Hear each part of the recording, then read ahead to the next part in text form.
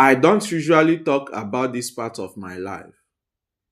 In fact, for many years, I pretended it never happened. I walked around acting strong, acting confident, acting like I didn't need anybody. But deep down, I knew something was wrong. Not physically, not mentally. Something was wrong spiritually. Something was blocking me. Something was fighting me. Something was silently turning the hearts of people away from me.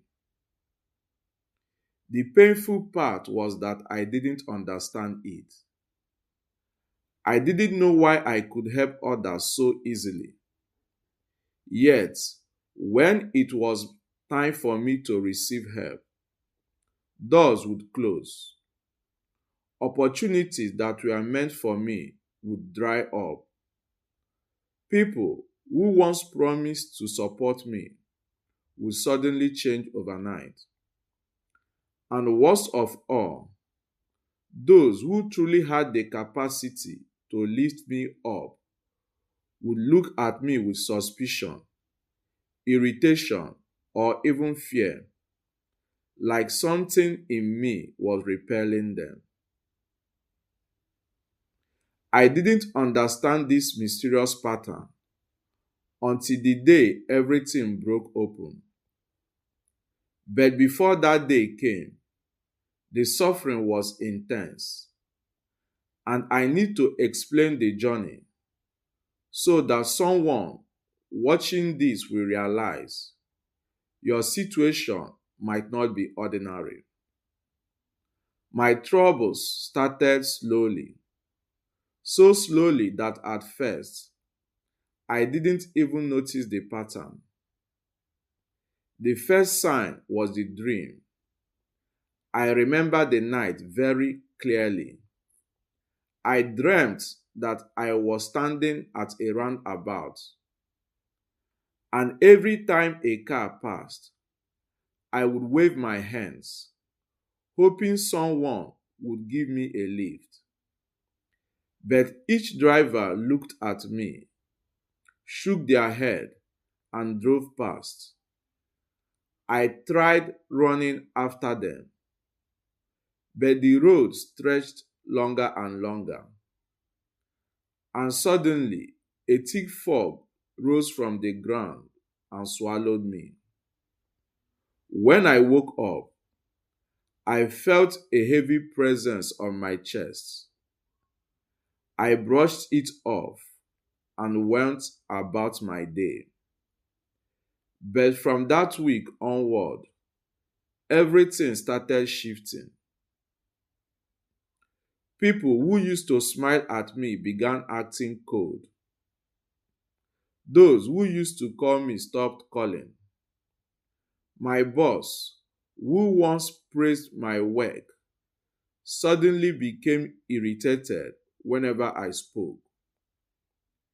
The strangest thing happened when one of my close friends, someone I helped many times, wanted to recommend me for a job that could have changed my life. She walked into the office excited, ready to submit my name. But when she opened her mouth to speak, she forgot it. Literally, she blanked out.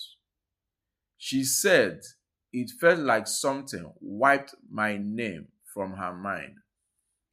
She didn't tell me immediately. Months later, after everything collapsed, she sat me down with tears in her eyes and confessed, "Please, don't be angry. I don't know what happened. It was like your name disappeared from my brain." This was not the only instance. I began noticing a strange repelling force around me. People avoided eye contact. Some would frown when I approached. Others would sigh deeply, like my presence drained them. Yet I had done nothing wrong. It became worse spiritually. I started sensing shadows in my room, dark figures standing at the corner of my bed, whispers calling my name at midnight. I knew something had entered my life, something that was blocking helpers, something that wanted to isolate me so it could destroy me quietly. But the moment that broke me completely happened during our church's end of year Thanksgiving. I had been praying for a destiny helper for months. I had fasted. I had sown seeds. I had cried. I believed that day would bring my breakthrough. I dressed in my best clothes and went to service with hope in my heart. But when it came the time for people to walk forward and appreciate me for the roles I played in church that year, nobody came, not one person. I stood there alone, forcing a smile, feeling the sting of rejection burning deep into my chest. People I helped secretly, people I supported financially, people I encouraged when they were depressed, they all looked away. That was the day I broke down. I walked home after service, entered my room, locked the door, and cried like a child. I couldn't understand it. I asked God, what is wrong with me? Why is it so easy for others? Why do people turn against me without reason? Why can't anyone help me? Am I cursed? I cried until my pillow was soaked. And then something happened. I fell into a deep sleep, almost like someone pushed me, and I had a dream. This time, it wasn't fog. It wasn't cars ignoring me. I saw myself standing under a giant tree, and tied around the trunk were different ropes, thick black ropes, binding things to the tree. As I moved closer, I saw something that made my blood run cold. There were names written on the ropes, names of people I knew, names of people in my family, names of people from my childhood. Then I saw mine. My name was tied to the tree with the thickest rope, and around it were symbols, strange markings I had never seen before. Suddenly, an old woman appeared behind the tree. She looked straight at me and said, as long as this rope is here, help will never find you. Then I woke up. My heart was racing. Sweat poured down my face, and immediately I knew the battle I was fighting was not physical. Someone had tied my destiny spiritually. Someone had blocked my helpers. From that day, the real confessions begins because that dream opened doors to revelations that shocked me to my core. I discovered that someone who once called me family, someone I trusted deeply, had gone somewhere because of jealousy. They saw my potential. They saw my star. They saw that helpers were coming. They saw that my season of rising was near, and they decided to tie my destiny so that anyone who wanted to help me would feel disgust, confusion, or irritation the moment my name was mentioned. That is why for years nothing worked. The shocking part was when I met a prophet who didn't know anything about me. He looked at me and said, "There is a rope tied around your destiny. People will think you are proud. People will misunderstand you. People will forget you when it is time to help you. Until this rope is cut, your helpers will not see you." When he said that, I broke down again. Everything suddenly made sense. From the dream at the roundabout, to the strange behavior of people, to the coldness, the suspicion, the rejection, it all made sense. Then the process of deliverance began. At first, I didn't know where to start. I had prayed many prayers before. I had asked for mercy. I had asked for open doors. I had asked for favor. But this time was different. The Holy Spirit Himself took over the journey. It started with the sudden 3 a.m. awakeness. I didn't set an alarm. I didn't plan a prayer schedule. Someone kept waking me up at exactly 3 o'clock a.m. every night. At first, I would wake up confused. I didn't know what to say. I didn't know what prayer could untie a destiny that had been bound for years. So I just whispered, "Jesus," until sleep carried me again. But one particular night, something supernatural happened. I woke up again at 3 a.m. But this time I felt a presence in the room, not evil, but strong and peaceful. As I knelt down, I felt words forming in my spirit, so I began to pray. I said, "Lord, show me what to do. Show me how to fight this." And as I prayed, I fell into a trance-like sleep, not fully asleep, not fully awake. And in that state, I had a dream. In the dream, I saw a man dressed in light standing beside a river. He didn't introduce himself, but I knew he was an angel. He stretched his hand and gave me a scroll. When I opened it, I saw something written in bold letters: 14 days. And under those words, there were psalms written one after the other.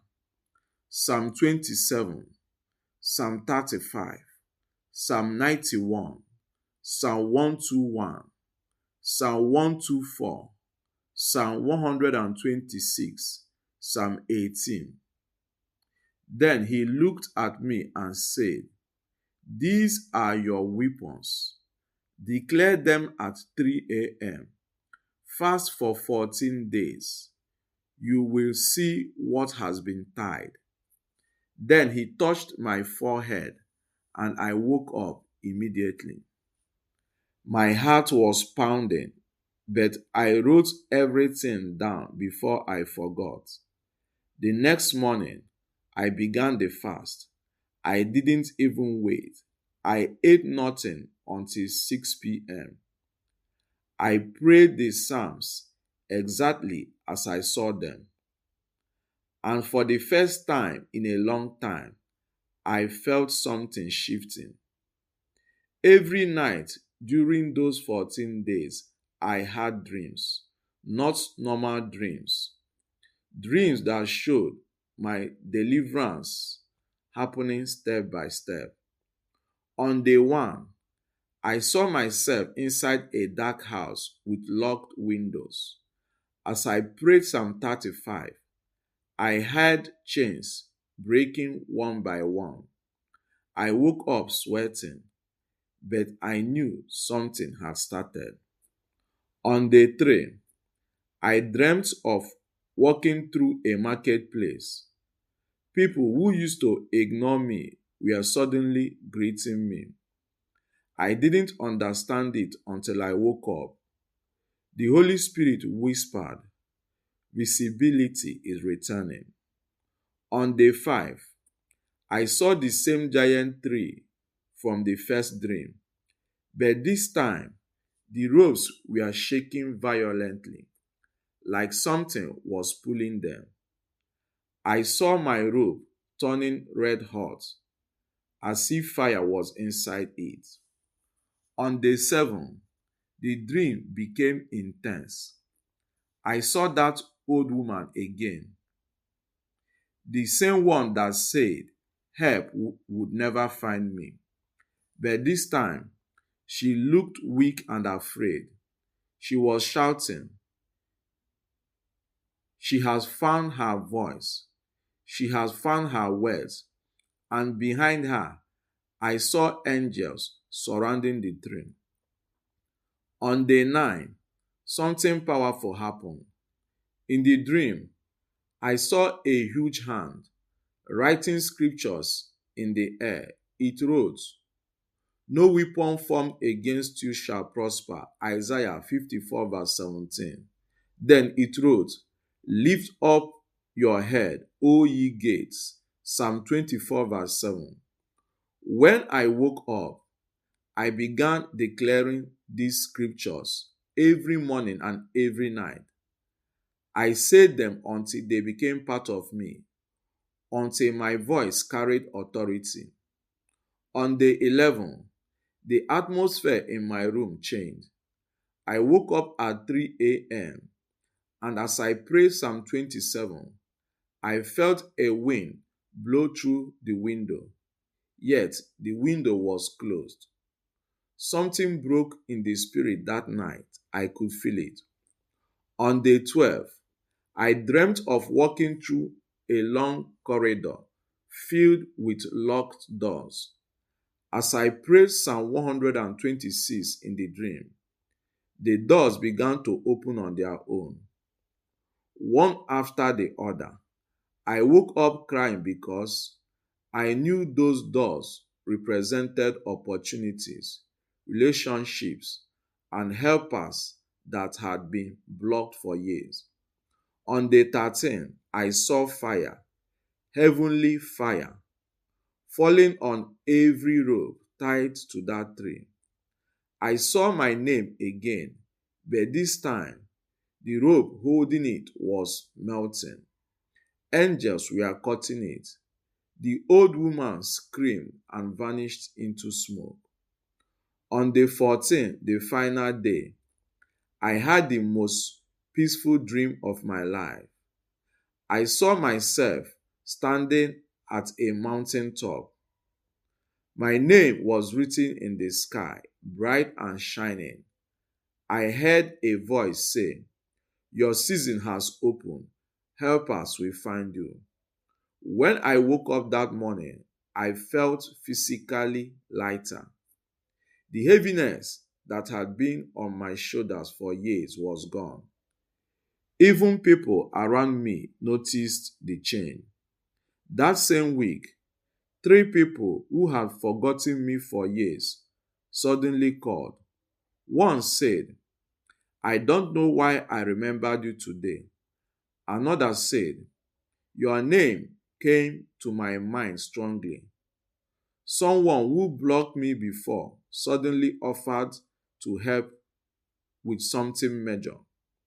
everything began to shift. People who ignored me started replying my messages. People who once despised me suddenly became friendly. Those who overlooked me began recommending me. And strangers, complete strangers, showed up, offering help I didn't ask for. That was when I understood the spiritual truths the Holy Spirit taught me. Sometimes your destiny is not visible because something has covered it.